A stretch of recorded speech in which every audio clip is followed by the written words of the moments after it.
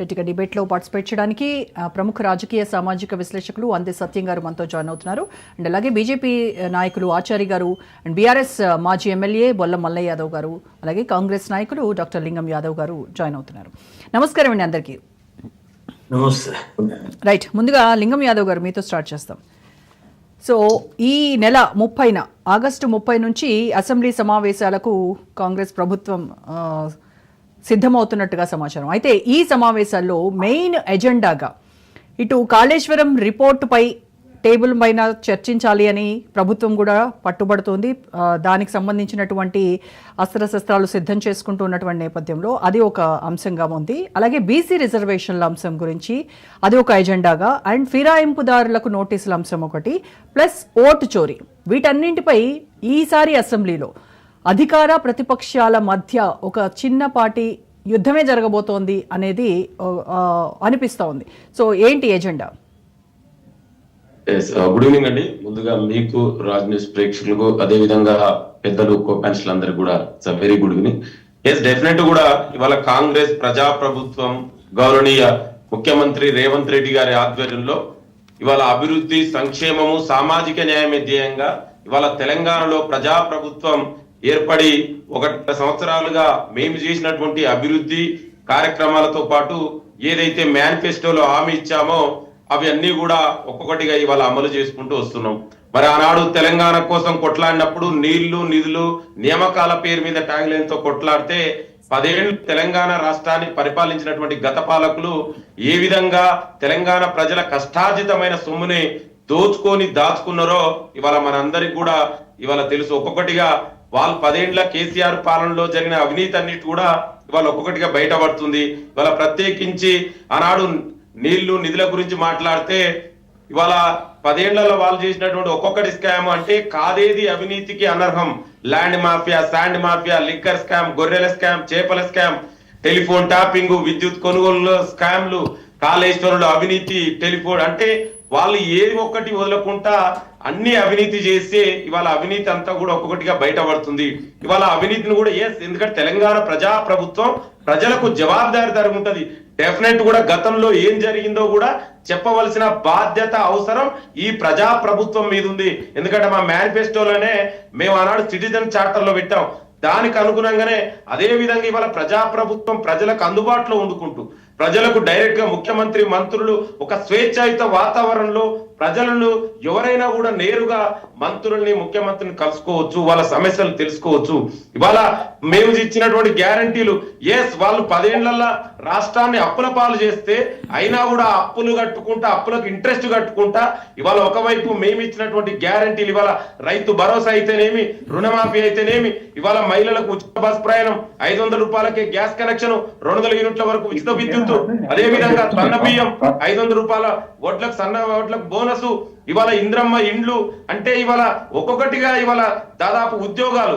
ఇవాళ యువతకు ఆనాడు 10 ఏళ్లుగా తెలంగాణ రాష్ట్రం వస్తే యువతకు ఉద్యోగాలు వస్తాయని యువతంతా కూడా ఆనాడు వెయిట్ చేసిరు 10 ఏళ్లు. కానీ మీరు అందరికి తెలుసండి, మనందరికి ఒక యువకుని జీవితంలో 10 సంవత్సరాలంటే ఎంతో ఇంపార్టెంట్. కానీ 10 సంవత్సరాలుగా ఎక్కడ కూడా ఉద్యోగాలు నింపకుండా పేపర్ లీకేజ్ ఏ విధంగా అయినా మనందరికీ తెలుసు. ఒక గ్రూప్ 1 ఎగ్జామ్ నే 3 సార్లు పేపర్ లీకేజీ, ప్యాకేజీ లెక్క అమ్ముకున్న చరిత్ర. కానీ మరి మీరు ఇచ్చినటువంటి హామీ ఉద్యోగాల కల్పన గురించి, నిరుద్యోగులకు మీరు ఇచ్చినటువంటి హామీ 2 లక్షల ఉద్యోగాలు కల్పిస్తామని చెప్పినటువంటి మాట ఏమైంది? అదే వస్తున్నా. డెఫినెట్ గా ఇవాళ వాళ్ళు చేయలేదు కాబట్టినే మేము ఆ విధంగా ఉండదు. డెఫినెట్ కూడా ప్రజా ప్రభుత్వం ఏర్పడి ఇప్పటికి 60,000 ఉద్యోగాలు ఇవాళ తెలంగాణ యువతకు వచ్చినాయి. డెఫినెట్ కూడా ఇంకా కూడా తొందరగా నిన్ననే ముఖ్యమంత్రి గారు కూడా ఉస్మాన్ యూనివర్సిటీకి వెళ్ళి 10 సంవత్సరాల తర్వాత, దాదాపు 20 సంవత్సరాల తర్వాత మొదటిసారి వెళ్ళి నిన్న కూడా ప్రకటించడం జరిగింది. తొందరలోనే మరికొన్ని ఉద్యోగాలు భర్తీ చేస్తామని. మేము ఏమంటున్నాం అంటే ఒక్కొక్కటిగా వాళ్ళు చేసినటువంటి వ్యవస్థలన్నీ కూడా అస్తవ్యస్తం చేసిరు. ఆ భ్రష్టు పట్టించిన వ్యవస్థలన్నింటిని కూడా ఇవాళ ఒక సెటరైట్ చేసుకుంటూ ఒక సిస్టమాటిక్ గా ఇవాళ ప్రజా ప్రభుత్వం ముందుకెళ్తుంది. ఇవాళ మహిళలు, రైతులు, ఉద్యోగులు, ఎంప్లాయీలు, నిరుద్యోగ యువత అందరినీ ఆదుకుంటూ అదే విధంగా ఏదైతే గత దేశ స్వాతంత్రాంతం మొదటిసారిగా ఒక సిస్టమాటిక్ గా, ఒక సైంటిఫిక్ గా క్యాస్ట్ సెన్సస్ చేసి తద్వారా బీసీలకు ఇవాళ 42% విద్య ఉద్యోగ అదే విధంగా స్థానిక సంస్థల్లో రిజర్వేషన్ ఇంప్లిమెంట్ చేయడం కోసం కూడా అసెంబ్లీలో బిల్లు పాస్ చేసి ఇవాళ కేంద్ర ప్రభుత్వానికి పంపిస్తే దాదాపు 4 నెలలుగా ఇవాళ కేంద్ర ప్రభుత్వం తన దగ్గర పెట్టుకొని అమలు చేయకుండా ఇవాళ వాళ్ళు తెలంగాణ ప్రజల్ని ప్రత్యేకించి బీసీలని మోసం చేస్తున్నారు. ఎందుకంటే బీజేపీ మొదటి నుంచి కూడా బీసీల వ్యతిరేకమైనటువంటి పార్టీ.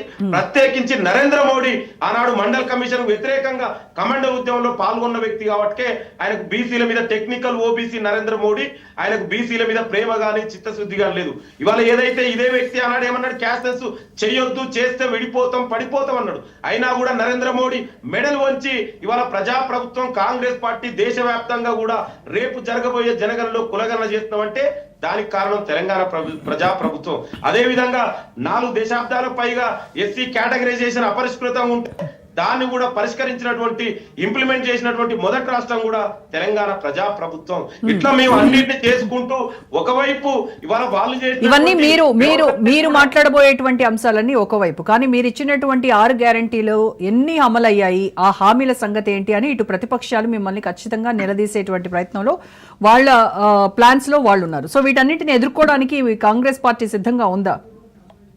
ఎస్, డెఫినెట్ గా అదే చెప్తున్నా. ఇవాళ మేము ఇచ్చినటువంటి గ్యారంటీలు మా దాదాపుగా 6 గ్యారంటీలు మాక్సిమం అమలు చేసాం. డెఫినెట్ కూడా మిగతా కూడా అమలు చేస్తాం. ఇంకొకటి మేనిఫెస్టో అనేది, ఎందుకంటే I only compel the manifesto అనేది ఇట్స్ నాట్ ఫర్ ఒక 1 డేకో 100 డేస్కో కాదండి, 5 years ప్లాన్. డెఫినెట్ కూడా మిగతా కూడా అన్ని కూడా అమలు చేస్తాం, ఎక్కడ కూడా వెనకపోం.